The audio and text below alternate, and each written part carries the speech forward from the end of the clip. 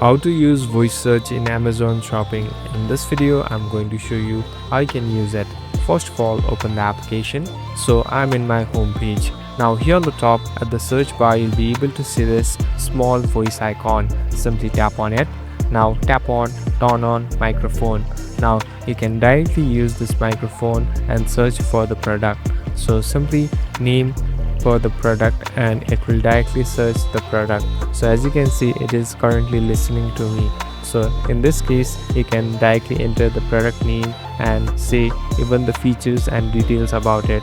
So it will directly take out the product and show you the recommended or the one that is relevant to what you're saying.